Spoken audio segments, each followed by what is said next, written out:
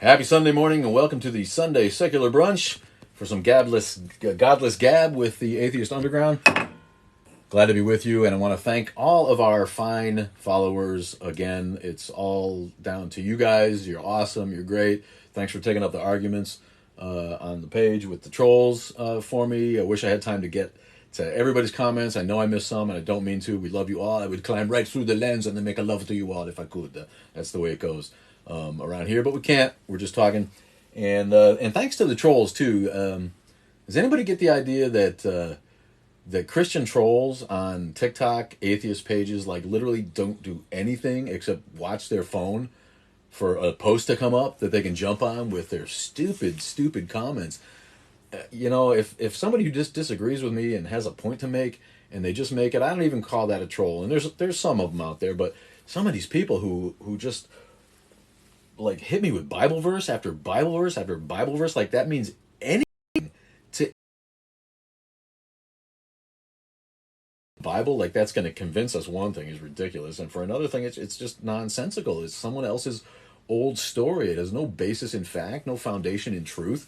It's just the Bible. It's just old Jewish myths and semi-history and the recorded ramblings of a Stone Age, Bronze Age people who wrote down their fairy tales and their origin stories and their thoughts on what it took to be a good person and create a civilization that didn't destroy each other and rip each other apart. I mean, it's great historical reading. It's an interesting book with a lot of cool literature in it in a lot of ways, but to pretend that any of it is factual that's going to get to me and change my mind or make me think, wow, geez, I shouldn't have made that video because here's a quote from Paul's letter to the Ephesians. Fuck Paul and fuck his letter to the Ephesians, man.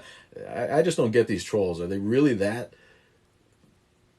bored that they don't have anything to do but hammer me over our atheist page? And what about the people that insist that you can do whatever you want and I don't really care, but you're going to go to hell, or in the end you'll find out? I love the ones that are like, I don't really care what you do, and then they come back for every video and tell me I'm going to go to hell again, or then when I meet Allah, then I'll know. You don't have to believe, it doesn't matter to me, but in the end you'll meet Allah and then you'll know.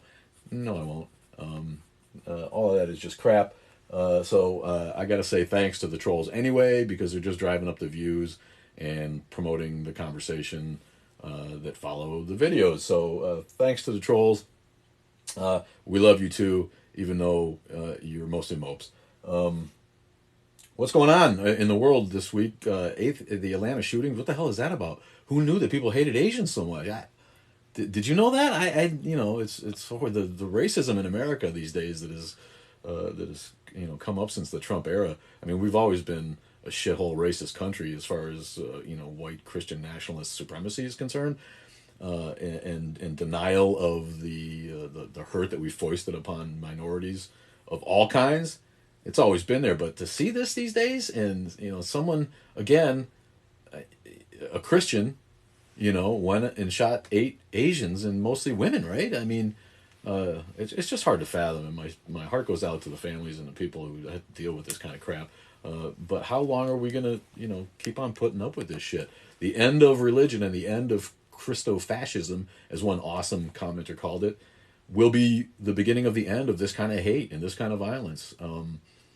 People always say, the Christians are always like, we need more God in this society. That's what the problem with society's going to hell, because we got less God than we used to. No, we still have more God in our society and in our government than probably every other Western nation and civilized nation and industrialized modern nation. And we also have more school shootings and more mass murders and more of these hate crimes like this. So how is more God going to help? We're already there. We already have more God, and we have more of this ridiculous violence. So how does any of that help? I just don't get it. Maybe somebody can clue me in on that shit. But no, we don't need more God. We need religion to go the fuck away. As far as being something that's in our faces anyway. And no one's trying to. Again, no one's trying to judge all Christians. I know that there's a few good Christians out there. We just don't get to meet any. Y'all are drowned out by the religious right and the Christo-fascists out there. So I know that there's decent people out there who are Christians. I don't rail against all Christians. All right, yeah, I lump people together to be funny, but let it be known that we are not here to judge Christians. We love good Christians. We love freedom of religion. We love that you can worship in any manner that you please. And again, I will fight for your right to do that. Show me an American Christian evangelical that'll fight for my right to be an atheist. Show me one of them. They're not out there. They'd rather shoot me than fight for my right to not believe their bullshit. And it's my right. It's my birthright to be an atheist, especially in this, the first great secular nation, where there aren't any secular politicians. The most underrepresented minority in Congress. All right, there's Christians and Jews are overrepresented. Muslims are a little bit represented. Atheists are not represented. There's other minorities. There's black folk finally in Congress. Not nearly enough. Not nearly enough women. We finally think about it. I finally have a woman vice president after all these decades. Finally have a woman vice president. So yeah, we need atheism to be represented by our leaders in Congress, and then we can start making reasonable decisions based on reality, based on real human solutions to real human problems, instead of invoking an unprovable being somewhere in the sky before every session of Congress. Why is there a fucking prayer before Congress, really? Somebody can explain that to me? This is, like, to me, the biggest violation of church and state. That has no business being anywhere near government. Just keep your prayers to yourself, to your church, to your temple, to your wherever you do your thing in your home. Jesus speaks out against the pious who pray in public, right? That's what kills me about these evangelicals too. They're all like, "I'm taking God out of the public square." Jesus says in the Bible, pray in private. It's the pious, these pious assholes who go out and try to show that they are religious and try to show that they are good people by by making a public display of their religion. And I want to say it's in John. Maybe I'm wrong. It's in one of the Gospels where Jesus says, keep that shit to yourself. It's not for the public. It's for you and your personal relationship with your God. That's what it's all about. We got questions? We do. I just wanted to give a quick shout out to, we have, because they were saying they're glad to see you doing the live, is Not Crazy Cat Lady, which we know through these lives, and then Marvin. One of our pagan gals. I love Not Crazy Cat Lady. Where are you from, gal? Tell us where you're from. She said she wasn't in America. Oh, and then Marvin, and then I also saw Edward Orth pop in. Edward, what's up, Big Ed? Okay. Our guy. So then while they're doing that, I want to remind everyone, if you have a question, to look for the question mark box and leave it there, because it makes our lives a lot easier. But one I found, quick comment more than a question, is I think it's T. Maltina, says, "I believe in your rights and I'm evangelical." So. Okay, good deal. Thank you for that. Will you stand up publicly and defend my rights? Would you vote for an atheist if all of his other policies lined up with yours? Or do you feel like atheists shouldn't be able to run for office like we're prohibited from in many states that are run by evangelicals, like Tennessee? If you are, awesome. If not, you need to rethink.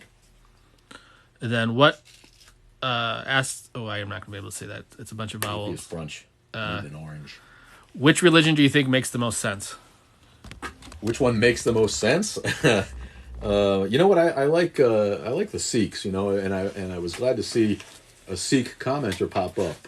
We have a large Sikh community here in southeastern Wisconsin, and they're just the best people.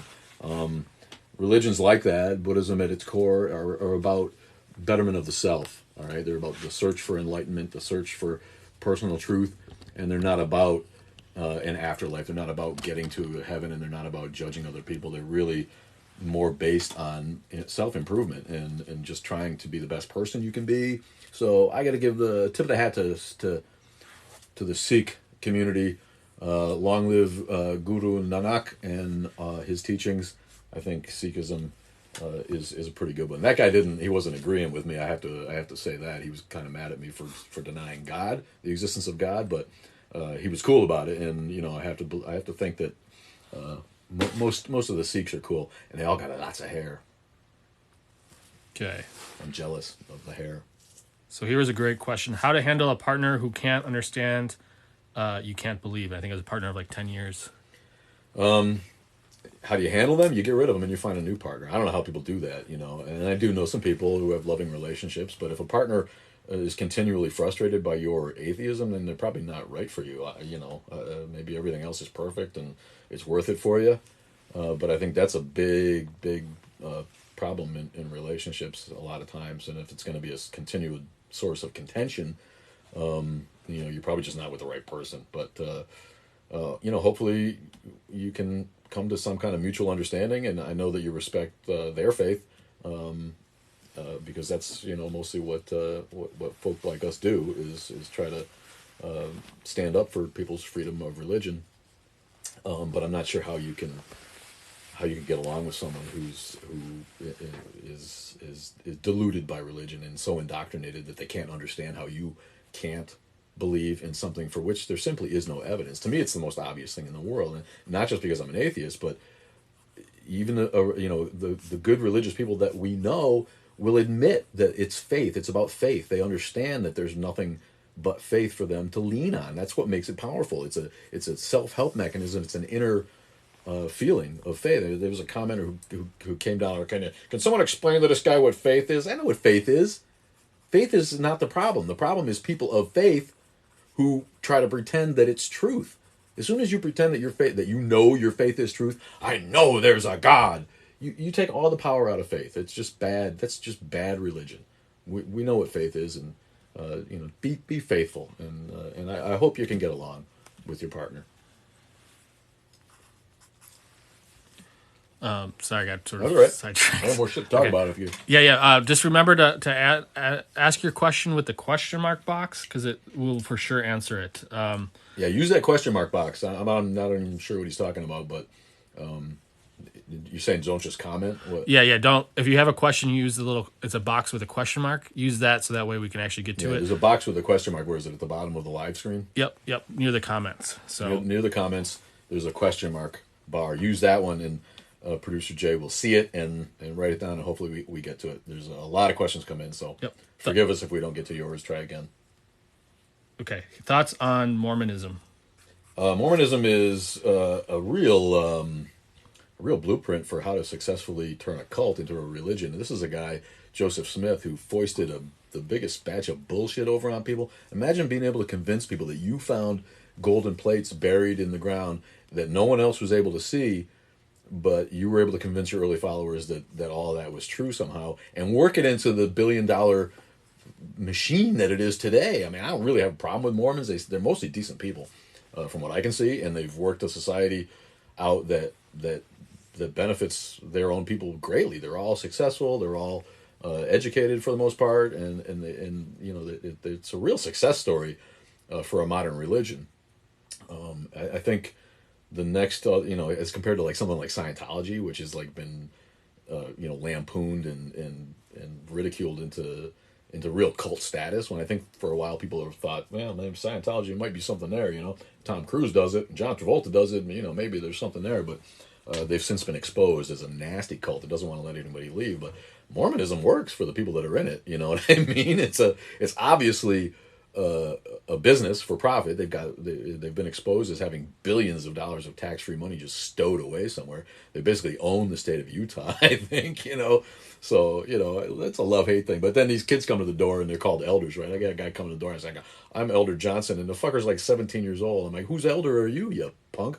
And then he's trying to talk shit about a religion. So that's a little goofy, kind of shoves him back a step in my mind to the level of the J-dubs. That's another one, the J-dubs, man. Don't never trust a church that doesn't have any windows. I'll tell you what, man. That's freaky, right? Kingdom Hall. You can't look outside? Can't have a birthday? Can't have a Christmas? And you can't even look outside the church building when you're in there? But, yeah, Mormons, they sure worked that out, didn't they? I think the other thing with Mormons is they're like most religions, they hide their scandals pretty well. So there's a lot of scandals you hear about if you look into them. I sympathize with the Mormons because they're victims of the government actually becoming involved in religion, because the United States government basically forced them to give up polygamy. And if that's not government involving themselves in a religion, I don't know what is. So when people say that we have ultimate freedom of religion in this country, and the government never gets involved in that shit, that's bullshit, because they did right there. They had to do that in order to survive in America. They had to change their religion, and that's not right. There's nothing wrong with polygamy. There's nothing wrong with bigamy. Those are Christian concepts, traditional Christian concepts that have been, that are the actual underpinnings of marriage law in the United States, and that's just wrong. You ought to be able to marry who you want, as many people as you want, and I feel bad for the Mormons that they can't still have 50 wives.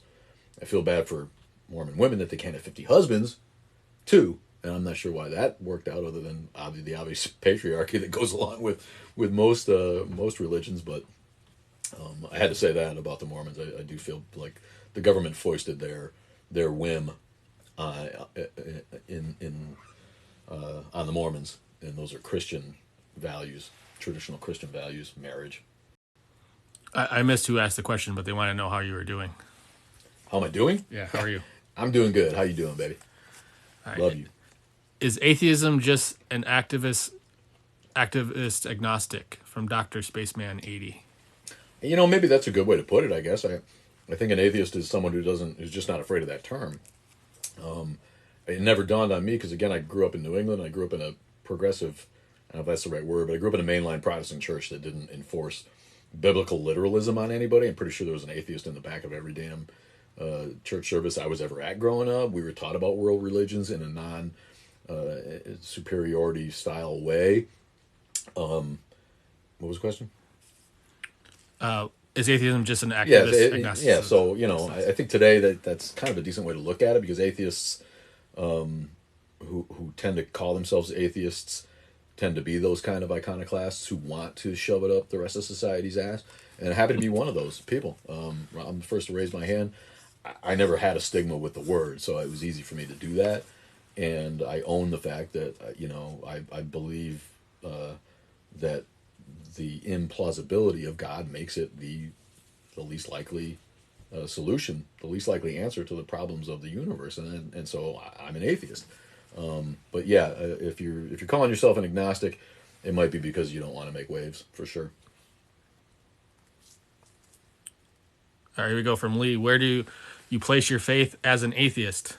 Where do I place my faith? I have faith in humanity. I have faith that as we evolve and we grow and society improves through better education and better science and better technology, as we all know it does, with or without the Christians who want to leave science behind, medical science especially still moves forward. It probably doesn't at the pace that it would if it wasn't for the money grab, at least in the U.S., that's involved with keeping people sick. I think we could probably solve more of those problems if we got away from the whole let's keep people sick so that they can keep buying medicine kind of thing. But I think it's pretty obvious that life is better for a greater segment of the populace now than it ever was in history. So yeah,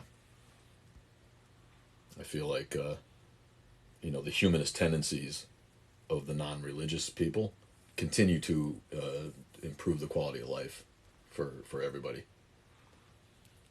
How to console your friend whose cousin died, if atheist?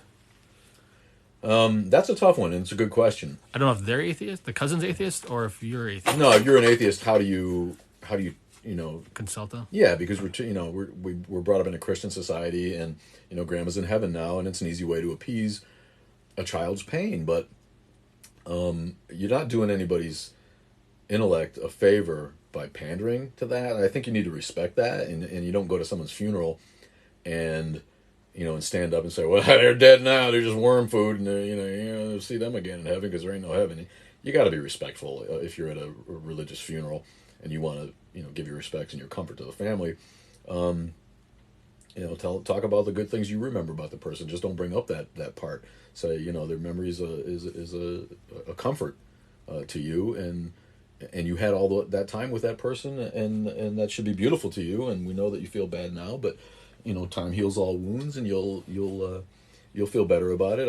I like the way that I think it was somebody, Nikolai on Science, had an awesome not really a poem, but kind of an essay on a physicist's eulogy for someone, and it talks about the fact that your energy is not wasted. It doesn't mean that you have a soul and that your soul lives on and your consciousness lives on. That's clearly not what's going to happen. But if with the laws of physics state that energy is not lost, then all your atoms are going to return to the universe in one way or the other. So in the end, you're not really gone. Your atoms aren't really gone. They're just less ordered, is how it was. And I'm doing a bad job of paraphrasing, but I thought that was really cool. It's like they're not gone. They're just less orderly.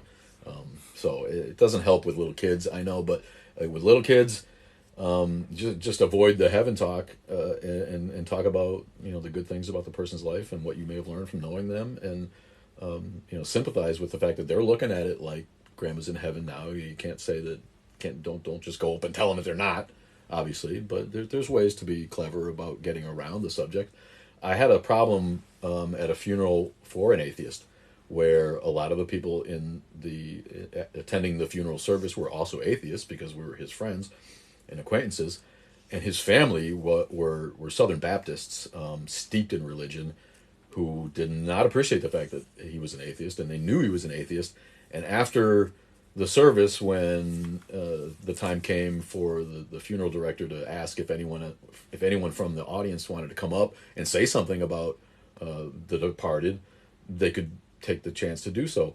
And this one son of a bitch came up in full pastor regalia, his Sunday best. He came up and he basically gave a sermon and scolded the rest of the audience about how this isn't the end, and this guy's not gone, he's somewhere else now. And he went on for 10-15 minutes in the most disrespectful way.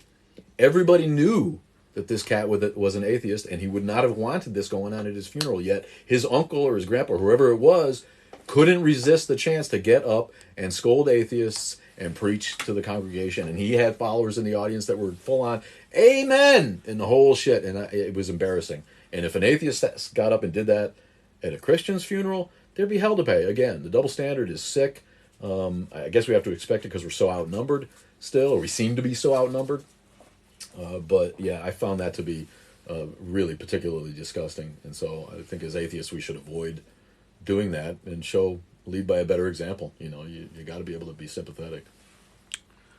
How do we elect more atheists? Comes from Ginger. Well, those sons of bitches need to come out. The people that are atheists in politics need to just come out and say they're atheists. I think that they are suffering from a misconception that they need the religious right to get elected in this country. And I think if they speak to policy and don't go anywhere near that crap, they'd be surprised at how many still get elected. People don't, we're the non-religious, I'm not going to say atheists, but the non-religious, the people that really don't hang their hat on some kind of dogma and go to church every week are nearly 30% of the country now. And if we stick all those people together, atheists, agnostics, and non-religious people, if we lump them all together, we're actually bigger than any particular religious sect or demographic in the country. You can spin it that way and not be wrong.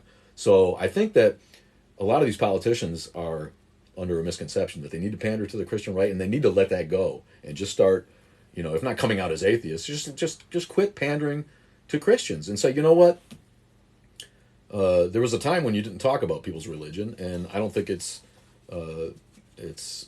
necessary to talk about religion when you're running for office. Just avoid it. If someone asks you, you can answer tactfully, but I don't think you need to be. And I think that's the problem. It's not about the people who vote. It's about the people who run for office. They need to stop being pussies and act the way that they really feel instead of talking about being Christians and pandering to the religious right because they think that they need that in America. And that's the way that's going to change. And there's a little bit of that going on. We see some people, and they're brave.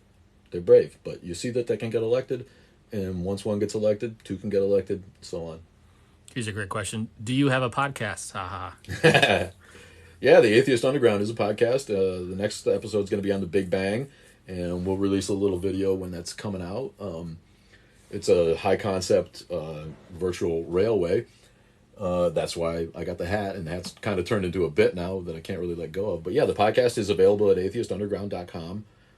easy enough to remember. You can see all the episodes there. It's on iTunes. It's on Spotify, and some of the other little ones, right? iHeartRadio and crap like that. I don't even know, but they're easy to find. There's only one every few months at this point. COVID slowed it down, and it's highly edited. It's not just me gabbing or me and a guest gabbing, and then I put a little music on it and throw it out there. I take my time, try to do segments, try to break it up with informative stuff, science articles, interesting interviews.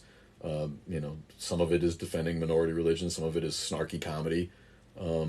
So it does take me a while to get them out, but there's been 26 episodes. We'll be on number 27, and that's over maybe 4 years now that we've been doing it. But yeah, we do have a podcast. It's called The Atheist Underground, and it's a virtual railway, like the London Underground, right? Like the subway, that's what they call it in London if you've never been to England. It's the London Underground, and that's why the Facebook page has a subway map on it. I don't know if you can see that with the lights, but that's how the concept of the podcast is. How can you explain when people say they feel the Holy? I assume the Holy Spirit.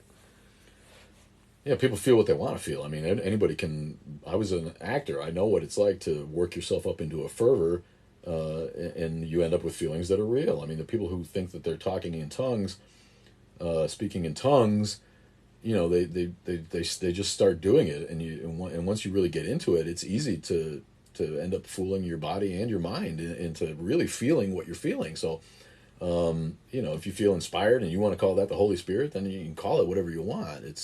It's just a mechanism of our extremely complicated, evolved psychology. We have big brains that can do a lot of things, and fooling yourself is one of those things, and coming up with comfort mechanisms is one of those things. We know that fervent prayer activates the part of the brain that can calm you down, like an autistic person rocking themselves. It's really not a lot different, and science can actually look now at the areas of the brain that are activated when you do things like pray or meditate. They can see that, and they can actually take electrodes and stimulate parts of the brain to make you feel like the Holy Spirit is in the room. To me, that's more evidence that the whole thing is made up. It's just a phenomenon of our complex brain. The fact that science can completely mimic the God experience to the point where someone thinks that God is in the room with them because a doctor is prodding a part of your brain with a laser or whatever they do. I don't know what it actually is, but we did a whole show about that where a guy talks about the fact that can happen.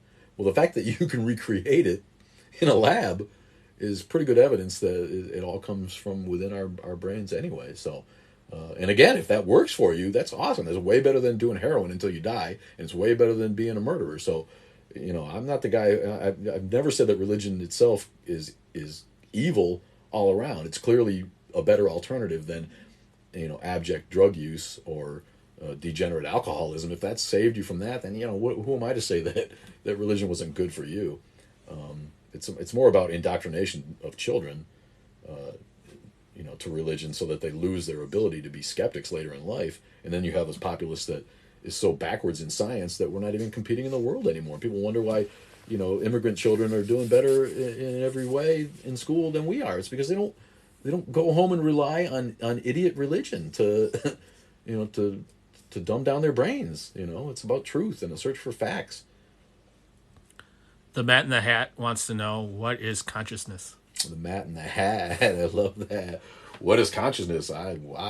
Consciousness is your awareness, right? If you're awake, you're conscious. I don't know what's consciousness is. Again, this is a function of our brains, and the fact that our brains are so complicated gives people the idea that we have a soul. We are animated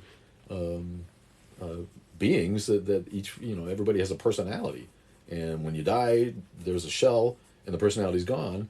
So, where did the personality go? Maybe your consciousness was a soul that survived and moves on. But, I think even today, as we understand this, all these concepts come from before we really understood that men are just animals too. And I mean, humankind are just another animal on the planet. Nobody looked at it that way back when, the Bible was written, the Old Testament especially was written. Now that we know that humans are just another animal on the planet, we can understand that our evolved brains are giving us the concept of consciousness and of soul. And now that people are starting to pay more attention to other animals and anyone who's had a dog understands that dogs each have a personality too, you know. But very few people think that dogs have souls, especially Christians. If you take the Bible literally, then you believe that man has dominion over the animals. And I hear this from creationists all the time. That's just a dumb animal. It's there for us to be used and whipped, and I'm like, really, is it, or is it just a lesser, less complicated consciousness? And if that's the case, then they have to have a less complicated soul according to your theology. This is just a quick reminder for those who are asking questions in the comment section. You want to ask. I know we got some new ones and we got some questions lined up, but I want to make sure you know that you click the question mark that has like a almost like a chat box or chat. What are those called? Where you get in the comics where they have the speaking bubbles? Yeah, the bubble. Yeah. The thought bubble. Instead of the thought bubble, it's the talking bubble. It should be right near the comment section. But we have some lined up. I just see that there's a lot of questions coming in. Yeah, remember to use that question button, not the regular comment section, to get your question heard and seen. So Dr. Spaceman 80 wants to know, is religion just astronomy based? I believe so. Yeah, my interviews with Acharya S before she died prematurely, let me in on that concept. I didn't know a whole lot about that, but most of our Western religions are based on astrotheology.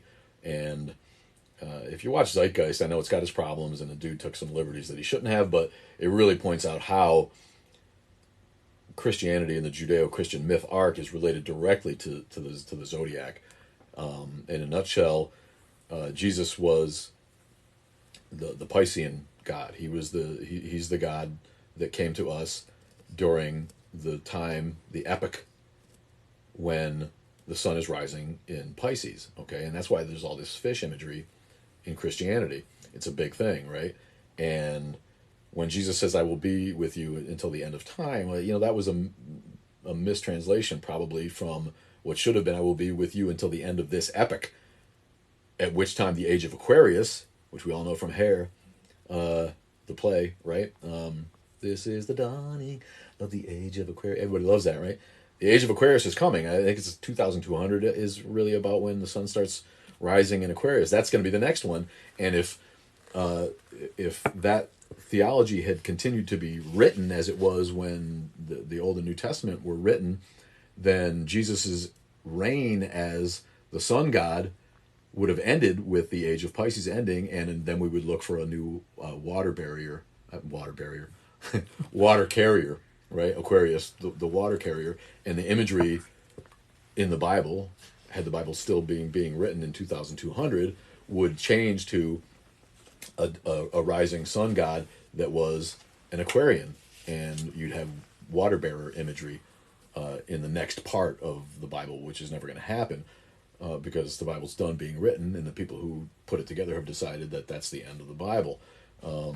But when it was written, it was written as a continuation of the Moses story, who was the sun god prior to Jesus, and he was Aries. It was the ram that came before Pisces when the sun was rising in Aries, and that's why you get Jewish mythology is full of ram metaphors. God asked Abraham to kill a ram, right? Instead of, he didn't kill his son in the end. He said, "Go ahead and sacrifice a ram to me." The shofar, the ram's horn. There's a lot of that in the Old Testament, and Moses railed against the Israelites for worshiping the golden calf because Taurus preceded Aries. That was the sun god before the Aries epic. And they were not to worship the calf anymore because that one, the bull, the Taurus, the bull, had passed, and he got angry with them for that. So astrotheology is absolutely the basis for most modern Western religions that we know of. It's a dying and rising sun god thing. There's a reason why Jesus is said to have died for 3 days, when really, according to the New Testament, he died for a day and a half, Friday afternoon or sometime Friday to Sunday morning. That's not 3 days. It's like not even 48 hours really. But the fact is that when the sun goes down in the wintertime and reaches its nadir, its lowest point in the sky, early astronomers could not see it. They only had simple instruments to measure with. You don't notice it visually rising again for, guess what, 3 days. So it seemed like the sun died for 3 days, and then on the third day, they can perceive it being higher in the sky again, and they can say, yes, spring's coming again. And I know we've talked about this before, but to me, that's pretty compelling, and there's a ton of other stuff. You read Acharya S.'s work, and others, and you can really start to see how astrotheology started it all. So we're gonna try to hit two with one. Why are so many people reject secular politicians? And then the second one is, should religious people be not denied being a politician?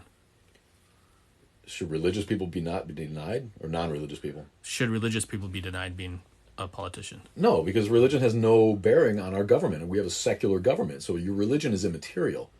Now, I don't think it's inappropriate for people to ask what you believe, and I think that we need to take Christian politicians to task more by saying, when you make your policy, do you rely on facts and evidence, or do you rely on your faith in God, and do you pray for answers to human problems? I don't think there's anything wrong with that, but there's no test. The Constitution says that there should be no test for religion for someone who wants to run for. So it's immaterial. The fact that Biden's a Catholic or he says he's a Catholic, it doesn't matter. When he goes to work, he puts that aside and he does his work for the people. So non-religious people should just run as secular people.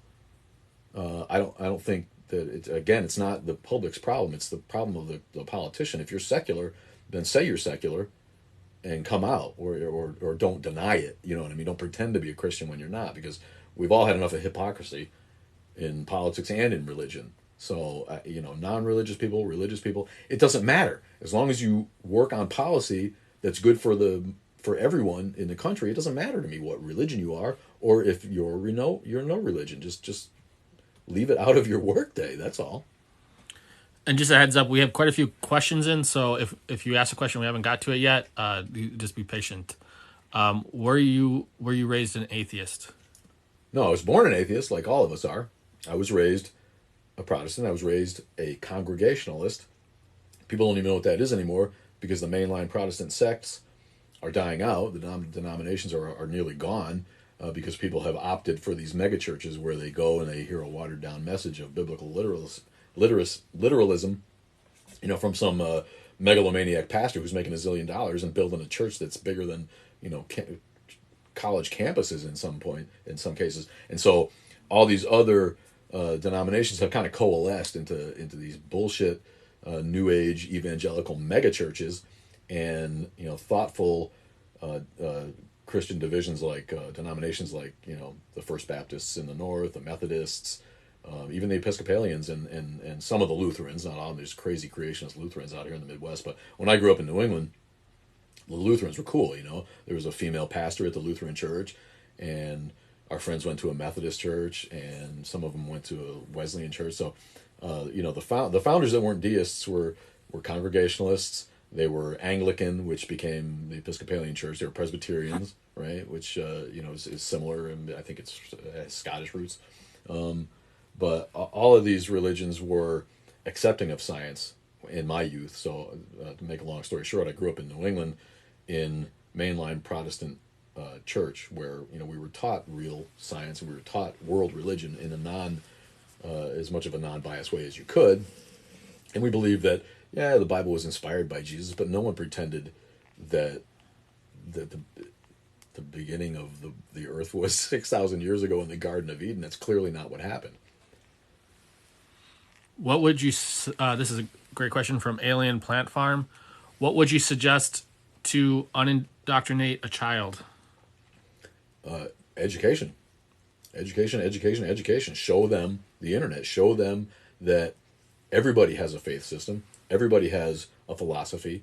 There's countless religions around the world. and hope that their native skepticism can take hold. This is part of why we fight this fight. Sometimes you can't. Sometimes you can't unindoctrinate a child. It breaks their brain. And when we did the video on child abuse, we shouldn't have really said that religion is child abuse. It's indoctrination that's child abuse, especially before a child is 5 or 6. They don't have the capacity a lot of times to ever break out of that, and it'll be with them until they die. And all you're doing is impeding their ability to compete in the modern world of science and math and the other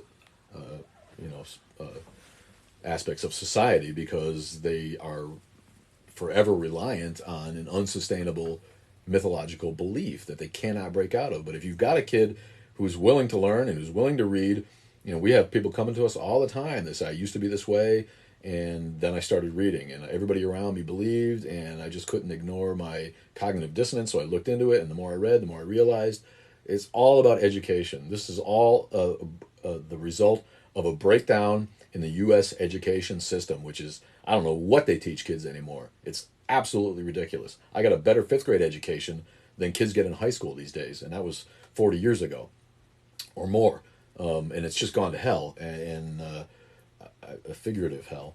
But that's the answer. We need to educate kids properly, and we need to teach kids from an early age about world philosophy. We don't think that they can understand. If you teach kids simple philosophy and simple world religion from the time they're even 2 or 3, and we interviewed Stephen Law, philosopher from Oxford, pretty good university in England, and he gave us evidence that supports the fact that it works. They are doing it in certain school districts in England. They're taking kids to museums when they're young. They're taking kids around and showing them different world philosophies from a very young age, and that makes it difficult for you to buy the crap that your parents or your religion teachers are trying to stuff down your throat. If you understand that everybody's got an idea about God and they all can't be right, so the chances that one of them is right when all of them are stabs in the dark and guesses and unsophisticated philosophies is nearly impossible. So the only logical answer is that they're all wrong. And that doesn't mean that there's not a God.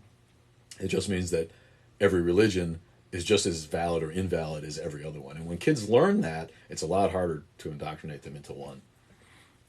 All right, this question's a little bit out of the normal scope of this brunch, but did Trump commit treason? Treason gets committed all the time in this country, and we don't really like to be political because I get accused of being a leftist, and I'm not really terribly left in a lot of ways. I'm a pragmatist and a middle of the road guy. Yeah, I think he did. If he didn't, he did it by his acts of omission, right? I mean, yeah, I think he should be brought up on treason charges for the insurrection. I think it's pretty obvious.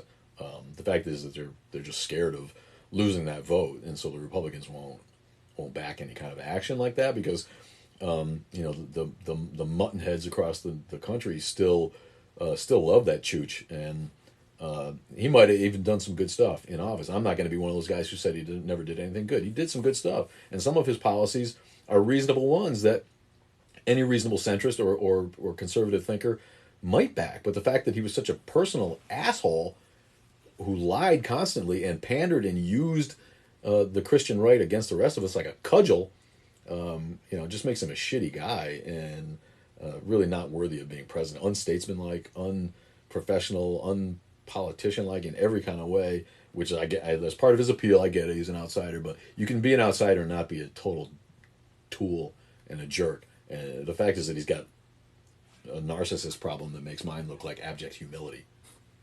All right, so yeah, I think he should be. But and the other thing, why you bring up treason, the whole Confederate flag bullshit. When you lose a war, you don't get to fly the flag of that country anymore. So these assholes who say that it's not racism, our Confederate flag, it's our heritage, you're all committing treason by flying the flag of another country. The Confederate States of America was another country that got its ass kicked. It lost the war, and it lost the war ugly. And you don't get to fly the flag of a country that lost the war. If you tried to fly the flag of Japan in 1948 over the United States flag on your garage door, you'd have gotten put in prison, if not murdered outside your house. So everybody who flies a Confederate flag is a treasonous fuck and a racist. This question comes from Sarah.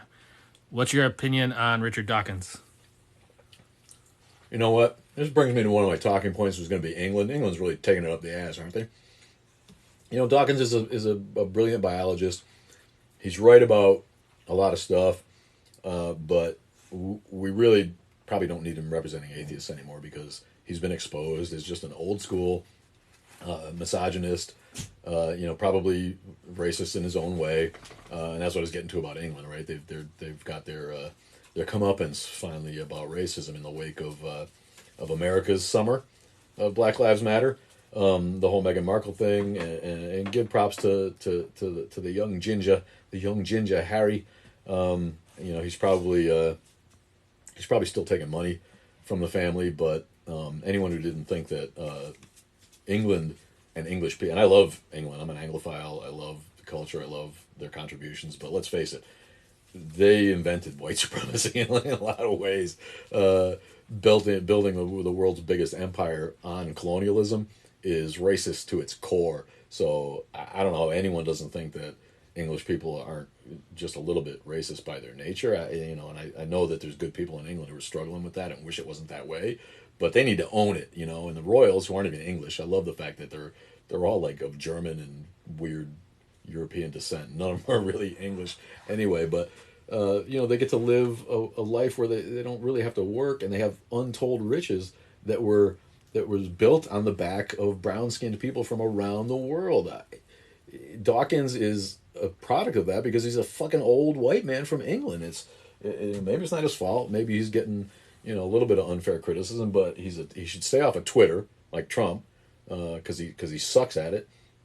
And I don't think we need Dawkins being the guy who leads the atheist revolution anymore. It was great that he wrote The God Delusion, and that book still brings a lot of people out of their indoctrination. I got to give him props for that, but I think he probably needs to fade away, honestly. I don't get this one, so let's jump ahead.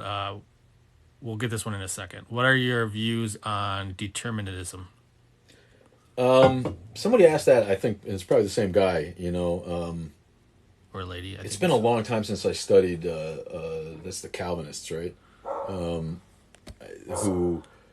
So I looked it up. It says the doctrine that all events, including human actions, are ultimately determined by causes. Right? So I think it's the idea that some people are going to go to hell and some people are going to go to heaven already, and that's already determined by God.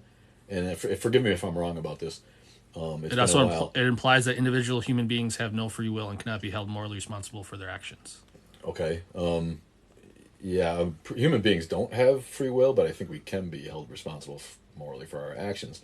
The whole free will argument is a different one, but I think the questioner wanted to know if Calvinists and strong determinists are really Christian, because if you're one of those guys who God has decided already is going to go to hell, then why bother believing in Christ? You know what I mean?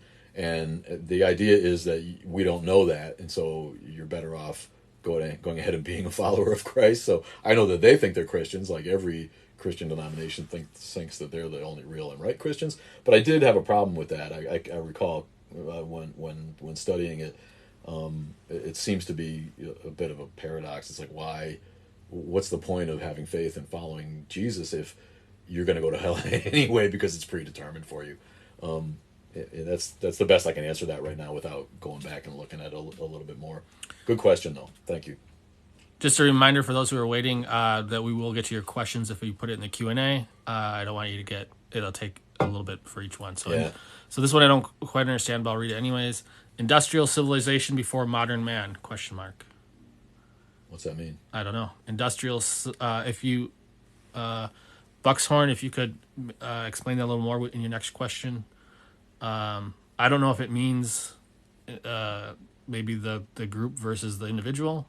I'm not completely sure. And I'll read it one more time. Industrial civilization before modern man, ? Is he talking about alien origins? Is that what he's talking about?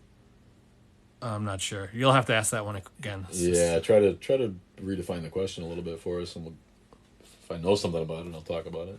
There's stuff I don't know. Okay, the Matt in the Hat asked, I love that, the Mat in the Hat. That's cool as hell. will we ever have true separation of church and state? I hope so. I mean, that's what we're working for. It's hard to believe that we will in our lifetime because it's just such a, even if it's just an oblique, the whole God bless America thing. I'm so tired of every president, no matter who he is, has to say God bless America at the end of shit. No, no, no. Just work on America. Don't ask God to bless America. America doesn't deserve to be blessed. If there is a God right now, it doesn't deserve to be blessed the way we treat people. Yeah, so I think we will because religion's dying. I just think it's going to take a long, long, long time here. What religion seems to cause the most issues from Oddity? Oddity asks what religion seems to cause the most issues. Yeah. What's that mean? Like bad stuff? Yeah, like I think the most harm. Yeah, what's the worst religion? Yeah. Islam, the worst religion. The sons of bitches are flying planes in the town. It's hard to argue with the fact that I don't know a lot of other religions that have certain people, not all of them. I know great Muslims, I really do, but I don't know of any other religion that talks kids into strapping bombs to their chests and blowing shit up. But fundamentalism is really the problem. Any religion can be good, any religion can be bad. It's the fundamentalists who want to take religion backwards, deny modern fact, deny modern science, and go back to the religion as they see it in their literal Bible or Quran. That things that are just outdated, they don't apply to modern society anymore. So really, every fundamental religion is just as bad as the other. And fundamental Christians in America, and by that I mean evangelical, megachurch, mass, bonehead idiots, you're just as bad. You're just as bad as the Muslim terrorists that you hate. You're just as bad, period. So, I don't really try to say one religion's worse than the other, but, I think some of them do because they're bigger. There's more, the bigger a religion is, the more people are in it, the more chance you have that people are going to be jerks, So, Christianity and Islam are up there, the big two asshole religions out there. My guess is probably the smaller cult ones are the most dangerous to the individuals. The ones. Yeah, I suppose that's true. You can make that case, but again, are they doing destruction on a mass scale? Are they probably? You're right. To the individual mind, the little cult ones are more dangerous. The people that handle snakes, die from that, or the people that talk you into killing yourself. Those are bad for the people that are in them. I'm not sure they're as bad for society as the big ones. We got a question asking why we skipped a question. We're literally doing them in order, so apologize that. Yeah, it's tough. We're not trying to skip you, honestly. So we try to go in order of when they were asked. So do you support, I don't know what the bloodstained men are? Do you support the bloodstained men? Yeah, the bloodstained boys, I think it is, are the intactivists, right? Is that what that is? Yeah, okay. Because you got a bloodstain on your pee-pee because you were circumcised as a youth, and so they're absolutely circumcision. And people really get upset with me for coming out against circumcision, and they're like, tell us you're not circumcised without telling us you're not. No, I was circumcised, and I have a great sex life. It didn't really affect me, and until I did a documentary on it and researched all this myself, I would have had no idea, and that's how they've gotten away with it. If you don't remember it when you're a baby and you don't know how much more feeling you would have had if you were intact, then you don't have an issue with it. But there's a lot of things that happen to you when you're circumcised. And one of those things is that the head of the penis, the glands, becomes keratinized. That should be a mucous membrane like the inside of a woman's vagina or like the inside of your mouth where it's always moist. And those nerve endings rely on that moisture to stay active. So when you have a circumcision and you expose the glands to air, it dries out. It becomes almost like a scab or like a callus. And so the feeling is diminished because it doesn't have the moisture to keep those nerve endings alive like they used to be. Now, you still got plenty of feeling. You can still ejaculate. You can still have good sex life. And cultural conditioning in the West in America has led us to believe that looks better. And I get that. I think it looks better too, but I understand that that's just because that's what I'm used to. And if you came from Hungary or wherever, Mexico even, I've heard exactly the opposite from other people. If you're used to intact penises, you think a circumcised penis looks funny. It's just cultural conditioning. Doesn't have anything to do with anything. I'm getting to be an old guy now, and I'm starting to suffer the results of my circumcision in the fact that I'm less sensitive than I used to be. And science understands that the glans penis, which should be the most sensitive part of the penis, in a circumcised penis is not anymore the most, and I can verify this from someone who has a lot of sex, not bragging, it's just a fact, that the remnant scar, where the shaft of the penis begins and the glans ends, you've got that remnant scar from your circumcision. That is the most sensitive part. And you can tell that as you age. When you're 18, you're like, anything that touches it, you're like, and it's great. But as you age, that keratinization takes a toll on it. And people used to just tell you that that's a result of aging. It's not.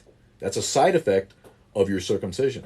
So, yes, I absolutely support the Bloodstained Boys and anybody else who stands up against male genital mutilation against healthy infants. When you cut healthy tissue off a healthy infant, it's immoral.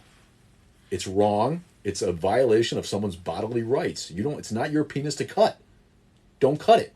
All right? When they are old enough to decide, they can decide. All of the myths about cleanliness and hygiene and disease, they're all debunked. There are very rare cases. There are some where you might need a circumcision, but they're very rare. So if you have a medical need, then that's a different story. But in general, there's no reason to cut off part of your weenie.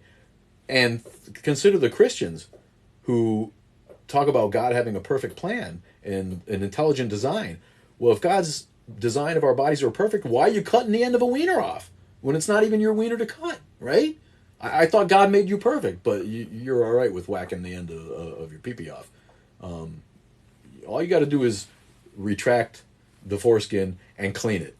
All right, and if you're too stupid and dirty to do that, then maybe you should have a circumcision. But you should be old enough to decide for yourself when that happens. All right, I'll stop talking about dicks.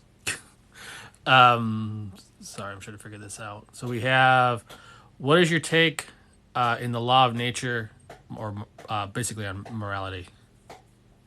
Take in the law of nature / morality. We talked about morality. I mean, natural law. I'm not. We talked about it on our video recording, not on the live though. So basically, yeah. So if you, I mean, morality comes from a shared understanding of the pain that other people go through, and the fact that you wouldn't want that done to you, so why do it to someone else? And to me, it's easy to see. We're going through a period in history that historians are already calling the Great Peace. We understand that war is horrible, and a war on a giant scale especially is awful, and torture is wrong, and killing and maiming and burning people is wrong. And of course it still happens, and it happens by unscrupulous, amoral people, and there's always going to be those people. We're always going to need a criminal justice system for people who do violence. But the verdict is in. I think you can see as time goes by that in educated modern societies, people treat each other better as time goes by, and that's not because of religion. There is no morality that comes from the God of the Bible. If you read the Bible, you can see that there's no morality there. Even Jesus himself rebukes his mother at some point in favor of his disciples. There's no basis to think that morality comes from the God of the Bible. So for people to say that, where does your sense of good and bad come from if there's not a God, or if there's not some threat of punishment? Well, if you need the threat of eternal punishment in a burning lake of fire to keep you from murdering somebody or otherwise harming them for no reason at all other than self-defense, then you're a shitty person to begin with. And there always will be those people. But morality comes from empathy, from our understanding of what other people go through, because we wouldn't want to go through that ourselves. And it just evolves as time goes by. Okay, so I just learned something about the question and answers. I want to note here for everyone. If you want to leave a question, you have to follow us. It turns out, I just figured that out. You have to be a follower. You can't. Yeah. So if you're not a follower of us, you can't leave a question. You won't see the question mark within the box. So you have to follow us, and then near the comments will be a place to ask questions. See that? Got to be a follower. Follow now. Okay. What's your take? Again, I don't know if this fits our scope of this live stream, but what is your take on BLM? BLM is the result of decades of frustration about the way that brown and black people get treated in this country. And without going into details, I'm in a unique position to learn what the black community goes through these days that I never was as a youth, and where I never thought of myself as a racist. I can see now that some of the attitudes and ideas that I had, if they weren't outright racist, they came from my upbringing in a racist society. And no one can convince me now that brown and black people get treated differently than white people in America. I see white privilege all the time because I get to wield it. I get to be cool with it when the police pull me over, because I know that they're not going to give me attitude. I know that I can talk to them on their level, and I'm going to get treated differently. I've seen this with my eyes. It's not my idea. I have seen it with my eyes. I speak Spanish, and maybe we'll do a video in Spanish for Spanish listeners at some point. But I work with Hispanic people, and I speak Spanish, and I have seen on more than one occasion the police take it out on Hispanic people who were innocent of anything in the moment that we were in, but because the cops couldn't understand them, or just because of their innate racism anyway, those people got abused. And in some cases, those people were only trying to help, but because the guy couldn't speak his language, or because he had a preconceived attitude about them, they were being treated poorly. And I've had to step in and say, listen, you don't have any reason to be yelling at that guy. Do you need me to translate for you? And again, I can say that because I'm a white guy, and the cop will listen to me. But I see black people get shit on all the time by police. People think that it's like a conspiracy, that these victims of violence by the police, and it's all some kind of act so that we can justify mob violence in the end. You're just stupid, and you're fooling yourself. We need real racial equality for everybody in America, and that includes atheists. And atheists don't nearly go through the kind of hate crimes in the U.S. that black people and gay people and other minorities do. But I feel their pain because we are a minority, and we do suffer results of that being a minority. So when there's when police stop shooting black people in the back and taking it out on people of color just because, and ending white privilege, then the stuff like Black Lives Matter will go away. And I'm not defending the riots, because there's always assholes who are going to take advantage and go out there and loot and steal and do violence in the name of this movement.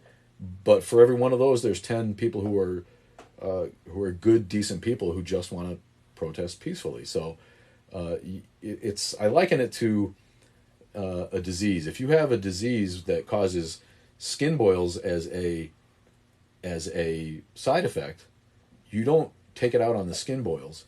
You treat the disease and get rid of the whole disease, and then the skin boils go away. So, racism in our society is the disease, and some mob violence that results because of that racism is a symptom of the disease. Well, you don't run around and just destroy the violent mobsters and think that you've solved the problem. You get rid of the disease, and the other shit goes away. So you cure the disease, the symptoms go away. Stop being racist against black people. Stop police violence, over-the-top violence against people of color in America, and watch the riots disappear. Okay, we're going to hit 3 with 1. We have a question from the real Sheila. The real Sheila. Heidi Sue. Heidi Sue. And I'm just going to say Lord, because I don't know exactly where those words end. Yeah. When it's hard to tell sometimes what the word is. Okay, so they all want to know what your view is on Satanism. Satanism to me is atheism with a bit. The Satanists don't really believe that Satan is real. I know the Satanic Temple behind Lucian Greaves uses Satanism as a gimmick to get back at the Christian nationalists who defend things like the Ten Commandments monuments outside of courthouses. They go around and say, well, if you can have this on this public space, then we can have our statue of the devil or of Baphomet or of some cool ass demon.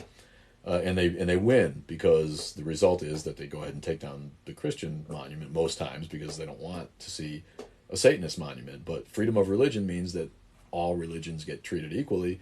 So if the government is going to fudge and let a Christian monument stay on government property for some reason or other, they can't very well let not let a Satanist monument be there. So I think it's a brilliant bit, and they've done great with it.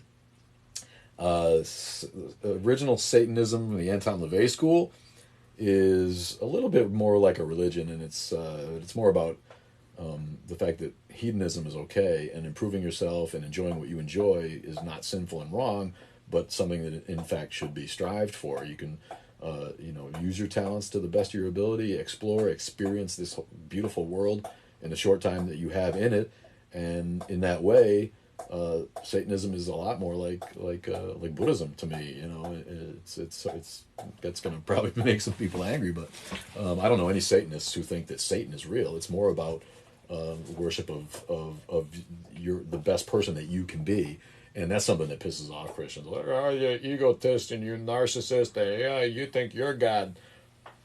I don't think I'm God, but in the end, this is all we have, and it's incumbent upon everybody to do the best they can with the life they have. So if you're denying yourself something that you love or that feels good and it doesn't hurt anybody else, then you're a victim of Christian indoctrination or another other Western religions that demonize pleasure.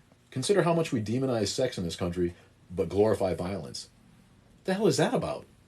What would you rather engage in, violence or good sex? I mean, somebody might say violence, but violence tends to hurt somebody else, and as long as you're not hurting anybody else, then there is no sin. Whatever you're doing is okay, and it's not bad to feel good about making yourself feel good, or just improving your mind by reading everything you can and trying to be the smartest person and the most enlightened person in whatever way you see fit. There's nothing wrong with that. Those Puritan restrictions are exactly that. They're it's old Christian underpinnings to our laws. The fact that you can't you can't marry two people, or you can't marry a man if you're in love with a man. We can't control who we fall in love with, and as long as you're not hurting anybody, then there's nothing wrong with it. So go Satanists. I love the Satanists.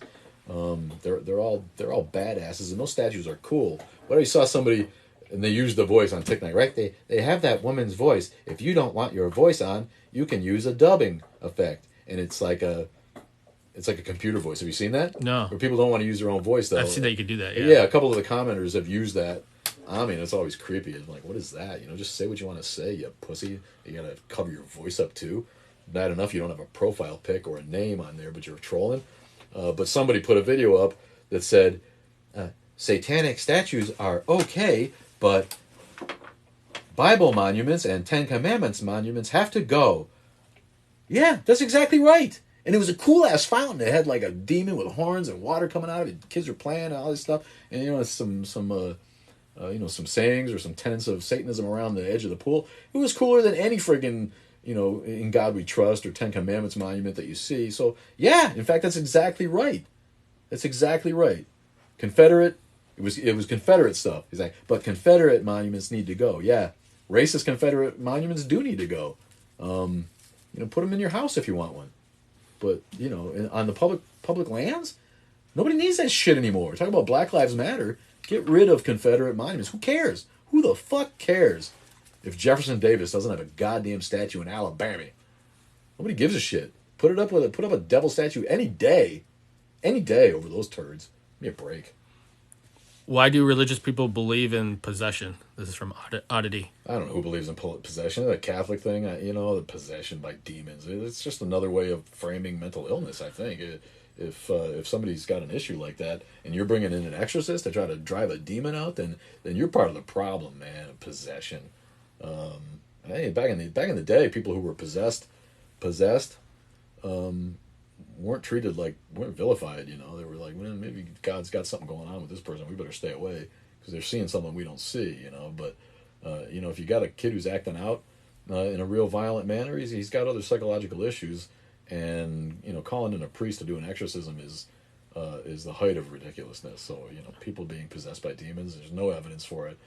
It's just hoo-ha, and maybe it makes the parents feel good that you're bringing in a priest to say some maybe the power of Christ compels you. The power of Christ compels you. The power of Christ compels you. I thought The Exorcist was a ridiculous movie. People are scared by that movie. I'm scared by that movie. What's scary is that people believe that shit. That's what's scary. You know, break. It's basically a psychological form of God of the Gaps, is what I would call it. Yeah, that's a good way to put it. Yeah, yeah. Do you know Matt Dillahunty? I don't know if I'm pronouncing that. I wouldn't say I know him. I've met him, worked with him, had conversation with him, had some drinks with him one time. I doubt he'd remember who I was. But yeah, I love Matt. Love Matt. Agree with most things he says, actually. He's got good hair, too. Love that, Matt. So Oddity, actually, I just saw his comment. I seen a video of some guy who was having schizophrenic episodes, and religious people think it's the devil. But we know a lot more about schizophrenia than we did when we were kids, don't they? I mean, they've really gotten to the bottom of that, and they can treat it well. I mean, you see commercials on TV now for the wacky drugs, the drugs that have 50 side effects at the end of they have crazy names like Viagra for Dantra and you know, whatever, Breezeway, take I don't know, they have crazy names and they have side effects that may include death or disfigurement, but I'm starting to see ones that are treatments for schizophrenia and people who you know, hear voices in their heads and have hallucinations, and I think they're mostly auditory, the hallucinations of schizophrenic people. When we were little, we combined it with multiple personality disorder, right? People thought that schizophrenia was the same thing as it's not at all. Mm-hmm. You know, that's how I remember when we were kids. You're like, if someone had multiple personality disorder, that was schizophrenia, and that's not it at all. It's not even close. So I'm really proud of that. What psychology's learned about schizophrenia and how we're able to treat it these days has come a long way. And I think the scary part is I could see the schizophrenic being the religious part being feeding into the schizophrenia, because it's all about paranoia and like devils coming to get you. Like usually they tend to fixate on religious, whatever their religious absolutely beliefs are. That could be completely a side effect of your religious indoctrination. This is another example of how religious indoctrination fucks people up, man. It's not. It's religion's a drug, man. It's a drug. It's a hard drug. Okay. Can you explain why emotions exist? No. No, I mean, again, we have complicated brains, you know, emotions. My dog is right over there right now, mad because I won't throw the tire for her because we're in the middle of this. She's on the floor going, Honestly, is one of the most expressive dogs. She's a red healer. She's an Australian cattle dog, but she's a red one. I call her Ginger the Faithless Healer instead of a faith healer. Again, she's the faithless healer because she's an atheist. But she's got emotions of her own, you know. And the simpler the animal, the simpler the emotions, I think. But you know, our emotions are just a byproduct of our highly advanced, evolved brains. A quick note: we're down to 2 questions. So if you have a question, now is a good time to ask it. Remember, the way you ask it is you have to be a follower of the Atheist Underground, which is this live stream. You have to be a follower, and then there'll be a question mark near the comment section, and then you can ask a question that goes straight to us to answer. You got that? Do it right. Follow first. Look for the question at the bottom, and put it in that slot. Don't put it in the regular comments. Thoughts on depression because of life's meaninglessness? Yeah, well, I mean, that's if I guess you're a nihilist, right? If you think that there's no meaning to anything, nihilist, nihilism.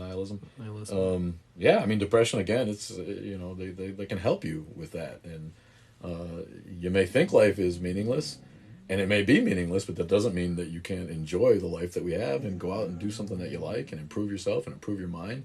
But depression is real. I have a hard time. I've always had a hard time empathizing because I'm an extrovert, you know, and I've never had any kind of real depression. But I get depressed. I get sad sometimes too, you know, and I'm able to push through it. But people who aren't able to, you know, seek help. Get help from counselors. Get help from psychologists. There are good drugs these days that can help you with that. They understand so much more about why and how the brain does these things to people, and mental illness is real. It's real, and it's tough because it's hard to diagnose, and each case might actually be a little bit different than the other one. Whereas, physical diseases are easy to see cause and effect and disease vectors and cures. Whereas, mental disease and mental illness is a little bit less tangible.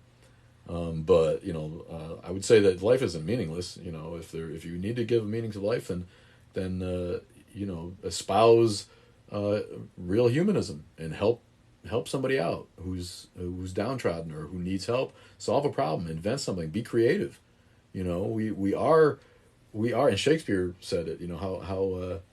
How like in apprehension, how like a god. The human race is so capable of the creative process.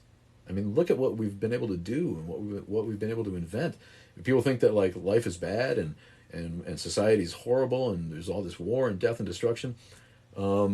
It's remarkable how far we've come and what we've actually been able to accomplish in terms of creative achievement in just the last few hundred years, especially since we're living longer thanks to medicine and whatnot, and we know more about all that stuff. So I urge you to get help if you're depressed and find your own reason to live. And a lot of times that's helping others, period. And that is a message of Jesus. There's nothing wrong with the good parts of the message of Jesus. It doesn't mean that he was God or he was real, but I do think that most religions at their best point tried to get to that kernel of truth of just be good to each other and be good to yourselves.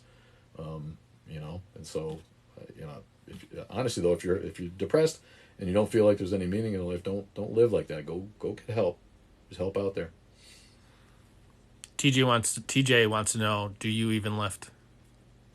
Do I even lift? Lift. Do you lift weights? It's basically lift weights? Yeah, it's basically No, yeah. God, no. Life's too short to exercise. Good Lord. No, I don't do any of that. I have an active job. Do I look buff? I've lost weight lately. I don't think I'm very. I'm kind of skinny, but no. Thanks for saying that. I worked out this morning, man. No. Repenting makes Christianity the best way to be bad? ? Repenting makes Christianity the best way to be bad. I think it has to do with the fact that you can repent. Oh yeah, so, I hear this from, and this is a problem with Christianity and in particular Catholicism. I think really breeds the idea that you're gonna do what you're gonna do. If you're a man, you're gonna cheat. If you're this kind of person, you're gonna do this. Just go and repent. Mm-hmm. And I do think that breeds laziness. I think that it's just like, I just do what I do, and then I go ask God for forgiveness, and I'm a good, So yeah, I think that's a real problem with religion. And again, humanism, solves that problem. If you're trying to be a good person and do the best by other people and solve the problems of this world, you don't have a lot of time to be a shitty person and then go to the priest and say, I cheated on my wife 6 times this week and stole some candy from the corner store because I was hungry. Mm-hmm.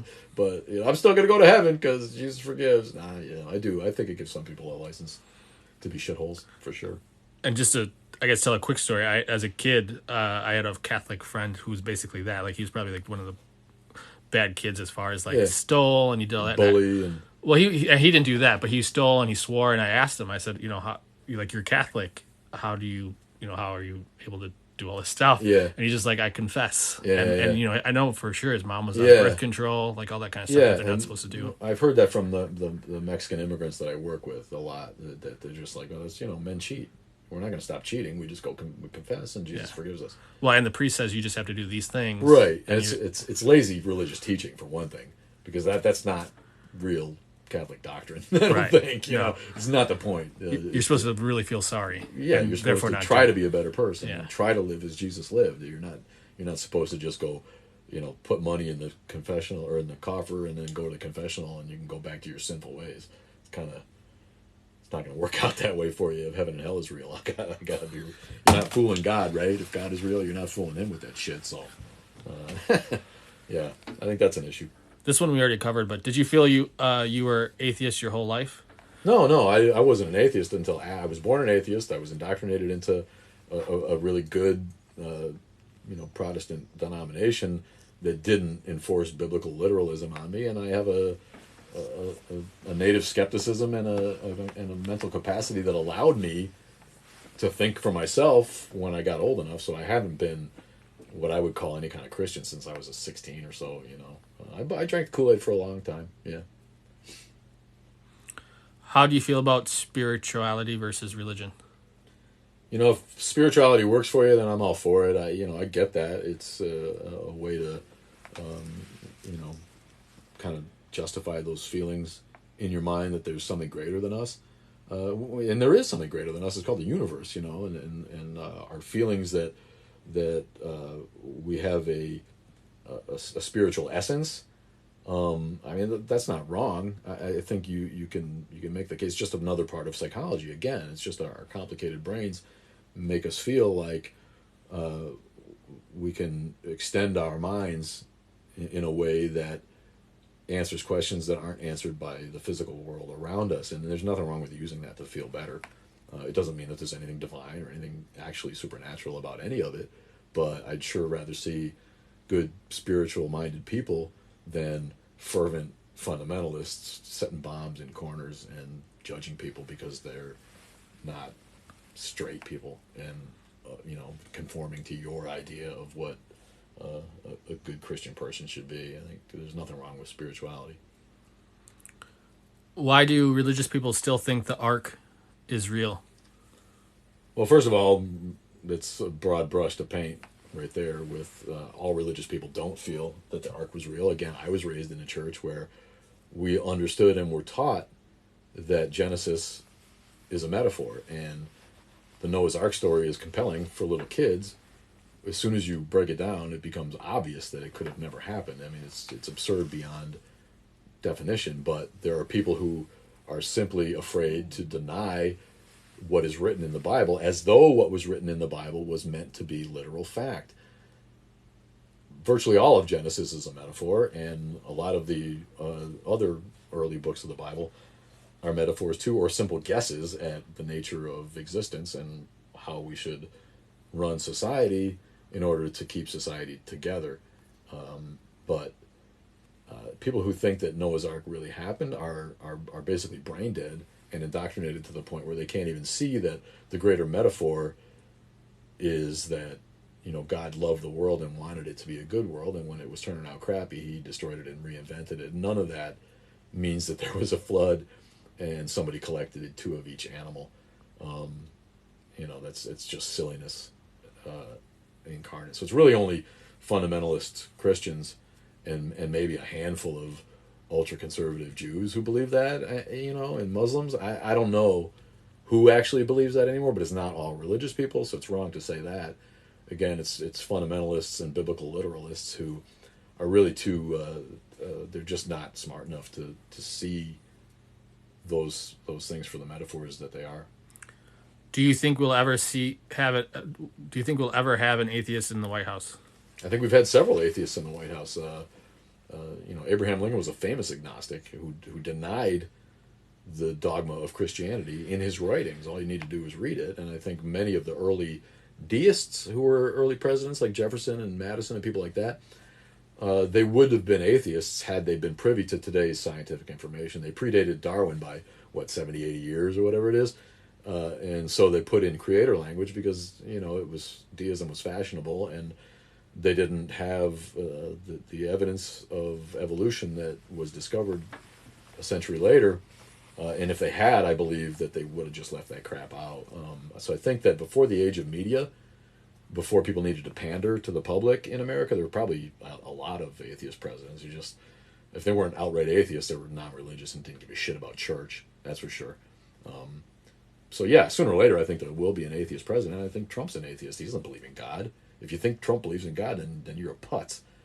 You're just somebody who's willing to believe the lies of a demagogue who's using you to get elected and to get his policies passed through. I think he's made comments in the past that indicate he's an atheist, and only people ignorant of the facts and unwilling to research think that he really believes in God or cares about it. So I think we've already had atheist presidents, and I think someday we will. I don't know if we'll live to see it, but someday there'll be an out atheist president, because someday Christianity will die away, except for hardcore weird, and then everything will be a cult, right? Anyone who's left in the future, in the way future, who still believes that crap, will be reduced to, little weird cult statuses.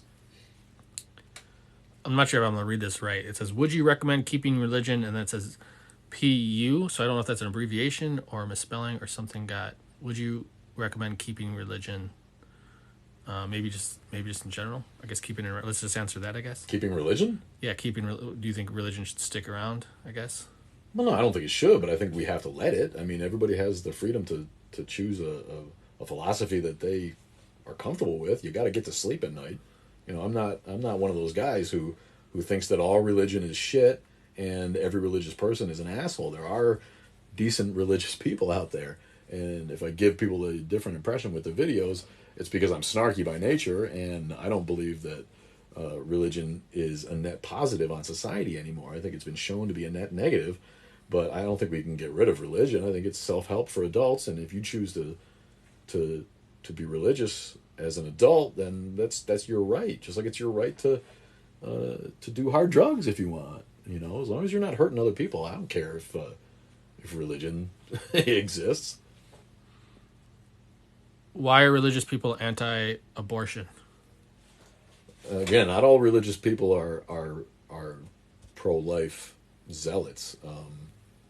I think that they consider that life begins at the fertilization of the egg, and so that to take a fetus's life is murder, and I understand that, and I don't think many pro-choice people feel a lot differently. The fact is that it's not your choice. It's the woman's body, and it's between her and her doctor, and her partner maybe. But to prescribe what other people should do with their bodies is anti-American, and it's bad for society. So religious people are anti-abortion because they feel that every life is sacred, and every sperm is sacred, every sperm is great.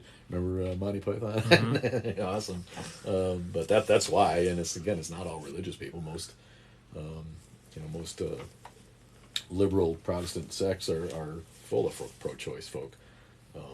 So yeah, that's just a handful of, besides Catholics and fundies, And on the flip side, there are some atheists that are anti-abortion as well. Yeah, absolutely. We did a show on those people, the pro-life atheists. But even they tend to be people who are for universal health rights. So they're not against abortion in the terms of rolling back Roe versus Wade or making it against the law to have an abortion. They are out for a sea change in the culture where we don't rely on abortion as birth control, or it's not. It's not considered just an easy, normal thing to be able to go and do, because I don't think anyone thinks it's nice. I mean, we know that fetuses from very early stages of development, that is a life, and you are taking that life when you do that. It's not up to me to tell other people what to do, for their own bodies. Again, a bodily autonomy thing, and for someone to tell a woman that they have to have a baby. It's just not their business. People need to mind their own business. What are your views on child baptism? Baptism, again, if it's done to a child who doesn't remember it, what are you really doing to them? It's just a ritual, again, for adults to be happy that the baby's going to go to heaven because you baptized it. So it's the indoctrination of ideas. The baptism itself is just a meaningless symbolic act that makes adults feel good about what they're doing for their infant. So it's hard for me to be against baptism of infants if that makes the person feel good, because I don't really think it harms the infant in any way, because there's nothing there. What are they doing? They're saying some words and throwing water on them and pretending that it's holy and pretending that you're saving the child's soul for God. I don't think it should probably happen, but until it actually, until you drown a kid, which happens once in a while, right? It happened recently, I think. Somebody held the baby's head under for too long, and the little dude died, South America or somewhere. But other than that, which is extremely rare, obviously, it's just it's a silliness that should probably die away on its own, and probably will. But it's really about, the indoctrination of religious ideas to kids who are older than the babies that you're baptizing. That's the real problem. This comes from an unemployed android. Are you familiar with Brother Jed? If he's an android, I got a job for him. Right? You probably don't need money if you're an android. I don't know how you can be unemployed. That sounds hard to do. But what's the question? Are you familiar with Brother Jed? Brother Jed? Yeah. No. I'm not sure what that is either. This is too much work already. Asks, did you ever study chakras? Chakras is another one. A list we did a podcast about where it was actually my son who read off a list of all the pseudosciences, and chakras one of them. I mean, again, if you're a spiritual person and that makes you feel good, there's nothing wrong with it, but there's no evidence that any of that is real. It might work for you, like hypnosis works for some people, I guess, but the science behind it is strictly pseudoscience and religion, really. Do you think religion was made to control people? Religion was made originally to explain the unknown. I think it quickly evolved. Early religion was simply, proto-science, I like to say. People didn't know where the sun went at night, let alone if it was going to come back and grow the crops again next spring. So early religion was trying to guess at whatever's out there that controls things wanted or needed. I don't think it originally was to control people. I think that came right after, when smart people were like, you know what, we can make these fuckers do whatever we want, man. So that's certainly how it evolved right away, and not always in a bad way. I mean, early society needed something to keep people from killing each other and stealing each other's wives and being absolute animals as we came out of caveman times and learned to be early society getting along together. I don't think it was always necessarily terribly bad, but it quickly evolved into leaders taking advantage of followers. So just as a heads up, tell the listeners, in just a few minutes we're going to do lightning round, not yet, which is where Rob answers the questions as fast as he can. So if you have a question, now would be a great time to put it in the question and answer box. All you have to do is follow us, follow the Atheist Underground, and then there should be, near the comment section, you'll get a question mark in a box that looks like a speech bubble. You click that and ask a question. It has to be relatively short, basically a one-sentence thing. So we're not going to do that quite yet. We just want you to get those in because we're going to do it in 2 minutes. So lightning round in 2 minutes. So the Matt in the Hat again wants to know, what would art be better or worse without religion? I have people bring this up a lot. If it wasn't for the Catholic Church, we wouldn't have art, and I think that it's hard to deny. For a lot of years, the Roman Catholic Church was the keeper of education and inspired culture in a way that might not have been without it. I think art without religion would have a lot less Jesus art in it from pre-Renaissance days. I think that they did a lot as far as preserving a lot of that art, and we got to give it up to them for that. How art would be different, it would have evolved into more abstract forms earlier, instead of simply using art to glorify God in terms of paintings of Jesus and Mother Mary and God himself. I'm not sure really how to answer that. I had someone tell me that if it wasn't for religion, we would have no culture, and I was like, really? That's troll number one right there for the week. How stupid is that? Of course we would have culture without religion. It would just look different. So, art would look different without religion. That's for sure. It absolutely inspired some great works of art. Who doesn't love David? And Michelangelo and the great Renaissance artists. Okay, a little off topic, but what music do you listen to? I listen to most music. I don't hear much metal. I don't hear much heavy metal, and I don't hear a lot of pop country. I got some country, some sort of fringe country that I like over the years, but I came up with post-punk, new wave, kind of angry white man rock and roll from the late 70s. And most other forms of music I enjoy. I enjoy world music. I enjoy a lot of hip-hop. I enjoy a lot of urban sounds these days. There's some great new music coming. I try to keep in touch with like college stations and progressive rock stations, so they hear a lot of new music. And so yeah, I have wide ranging musical taste. I went ahead and paid the $10 for Apple Music because it basically gives you all the music in the world for $10 a month, which to me is a deal. I don't care how rich they're getting off of it. I don't have to do anything else except for find new music and download it. So I encourage that. It's a great way to be culturally aware. Is to branch out your musical taste. I don't enjoy headbanging metal very much, but even some of that here and there, it's fun. All right, you have 1 more minute to get your questions in before the lightning round.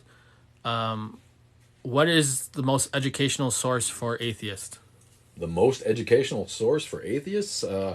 That's a hard one to answer. I just devour as much as you can. I mean, read philosophy. I'm undereducated in philosophy. I don't want to go back and do a little bit more of that. But read all the authors who are coming out with books nowadays, from Daniel Dennett to Sam Harris, who I don't always agree with, to the aforementioned Dawkins. But you got to read Hitchens if you haven't. And but the key is to just to read as much as you can and educate yourself in every way. I think that's, if there's an atheist philosophy about that, it would be that. I mean, don't close your mind to any ideas. If those ideas are worth being dismissed, you'll dismiss them with your logical, skeptical mind. So, yeah.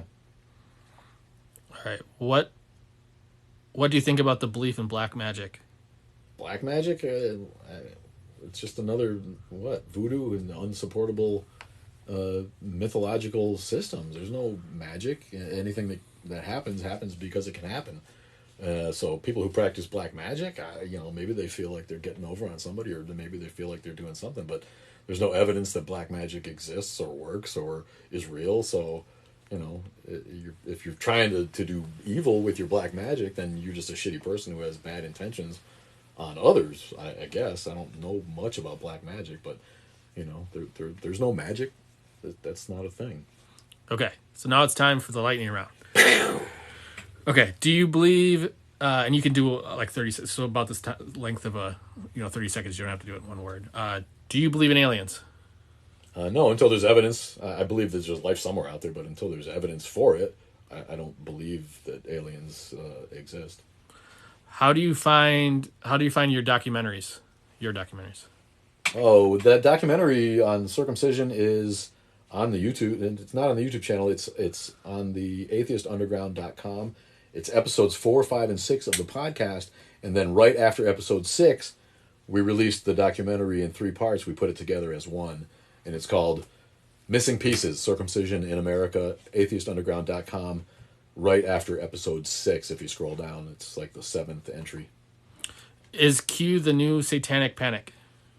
Q is I don't know, is it a satanic panic really? I think there's too many people who are like into it. Satanic panic was like demonized by the people who are the Q people now, like, right, the conservative Christian right who buy into Q theory. Yeah. I don't know if there's a panic, because I don't think the public at large takes it very seriously. It's so ridiculous. It's almost like the reverse. Yeah, it's kind of like the reverse in a way, I would say. Yeah. Have you seen Darren Brown's Faith Healing Show? No. I think he's the one who does exorcism. He Does he? publicized. Yeah, I got no interest in that shit. It's all bullshit. I think we even did a video. People are con men. I mean, Yeah. come on. Thoughts on LDS Mormons? We touched on that. It's a big business. It exists to pile money up for themselves, and who really needs religion at all? The Mormons have done well for themselves. They don't seem to really destroy anyone within themselves. So I guess it's a pretty decent modern cult, I guess I'd say. Would society be more advanced without religion? Oh, of course. Religion blocks science all the time. We have people who are against stem cell research. So yes, there's no question. If we got rid of religion, and if we got rid of Christianity in America, we could simply move forward with science and technology without any unwarranted, complaints against it. Here's one from our good friend Atheist Mama Bear. Why are you guys so awesome? We were born that way, man. And then, Squishy something put null. That's not a question. So that's a null question. No. Jesus and the Easter Bunny cage match. Who wins? I got to give it to Jesus. He's just bigger, and bunnies are sweet and cute and innocent, but like Jesus could like fall right off the cross and crush a bunny. So I got to give it to Jesus in a pinch. Jesus could like make one bunny into enough bunnies to feed the masses. So yeah, got to give it to Jesus there. Does he still have spikes through his hands? Yeah, right. You kill a lot of rabbits like that. Thoughts on MLMs? MLMs? Multi-level marketing, I assume. Was it like pyramid schemes and shit? Yeah, basically. Yeah. Our good friend, who was the education? The DeVos? DeVos's family. They own. Do they? Yeah. Yeah, they own a big multi-level marketing scheme. That's how they're rich. Yeah. Yeah, that's just another way for people in positions of power to take advantage of other people who are more desperate. Okay, so I don't know these two. It says Neil Peart or John Bonham. Neil Peart. Who's the other one? John Bonham was Led Zepp's drummer. Drummer. Okay. Bonham was a great drummer. Don't get me wrong, but anyone who's listened to Neil Peart knows that he was probably the best rock and roll drummer of all time. He was just a ridiculous talent. Sorry to see him go. I was never a Rush fan. Honestly, I don't really like their music, and I was surprised to note that he wrote a lot of those songs. Not my cup of tea, but when you see him do his thing, Neil Peart every time. And I think it's Peart. Okay. People say Peart, and it's Neil Peart, I think.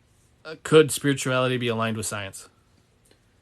If spirituality has evidence for it, then it becomes studyable, and empirical data gets written down and peer reviewed and talked about in terms of breaking down the evidence and researching it. Until then, no. I think unfortunately it's been a twist of spirituality misusing science is really the problem a lot. Yeah, well, that's just pseudoscience then. Right. I mean, well, taking words and then changing their meaning. Yeah, science that's a little disingenuous. I don't like that. So I think that's it. Do you have anything to say before? No. Again, thanks for joining and thanks for all your support. We love you all, and I hope to get to all the comments like always. And please, it's not a slight if I don't. Get to us on the Q&A. If I'm not answering something that you want to see in the actual comments, make sure you follow. Check us out on YouTube, Facebook, Twitter, Instagram. We got all of those things, and do check out the podcast. It's a good one. It's worth listening to. Wait, okay. Busted Comedy said he asked a question. Can you ask it again? If he didn't do it in the Q&A, it doesn't show up. We'll get it right now. But you gotta send it. You gotta do it right now. Hurry. Fortunately, TikTok doesn't. We haven't quite figured out the issues with TikTok, but I know that it's a little glitchy with the Q&A and sometimes the comments. So go ahead and try your question right now. We'll give you 1 minute, and if it doesn't show up, we apologize. So I did get a Percy the Train. I couldn't find a Thomas the Train because I love the comments about Thomas the Train and Choo Choo Charlie too. If you're old enough to remember those commercials with Choo Choo Charlie, then you're dating yourself. You're old like I am. But I did manage to get an HO scale Percy model for the train set, which we will be debuting in some form or other. Besides all the other crap I got going on here, the hat and the whistle, we'll have an actual train too soon. So look forward to that. His eyes move when he goes down the track, just like Percy's. Actually, try putting it in the comments this time, Busted Comedy. Come on, Busted. I'm going to have a busted bladder if I don't get out of here pretty soon. Busted Comedy. We'll give you another 30 seconds. This is, I did have other stuff on the list that I was going to yak about, but... You got something that'll take about a minute? Maybe. The anti-vaxxers. What's with those touch holes, man? I saw that 47% of Republican men aren't going to get the vaccine. We may as well not take it, This is so stupid. What if we'd have acted that way with polio and smallpox? We wouldn't even have made it this far. I'm so sick of anti-vaxxers that I want to go out and smack them all in the face, man. Again, it's another conspiracy theory bullshit where people think that the government's trying to, infect you with some kind of bug so that they can control you or something. It's like, get your fucking vaccine so we can get on with our lives and maybe we can party a little bit this summer, man. I miss you all out there on the beach, man. Okay, so he came through the question, through the comments. It's not exactly a question. Maybe that's why it didn't show up. It said, I'm new atheist, so I'm wondering what helps. So, kind of like we did a video just on that, so you can check that out. But what can atheists do? What helps? Well, look for atheist groups. I mean, you can Google and look on Meetup. The atheist groups love Meetup.com. Since COVID, there's probably not a lot of meetups happening. but atheist groups in your state or in your town tend to have a meetup page. But just look for other atheists and come out. Don't be afraid to tell people. I know it might hurt sometimes, but don't be afraid to tell people. And you'll by doing so, you'll find somebody else that was like, you know what, I am too, man, I'm with you. So it's all about normalizing. We need to get atheists out there. Consider that it's more normal in American society to be gay or transgender than it is to be an atheist. It would be easier. We almost had a gay president, not almost, but he did pretty well. And try doing that as an atheist. So good for you for being a new atheist. It's really great. There's a lot less worry when all you got is this life to make the best that you can for you. So go for it, man. And on that note, we will let you all go. That's a perfect. Thanks for joining us live, and we will check you out next week. Love you all. Mwah, mwah. You're beautiful. I love you.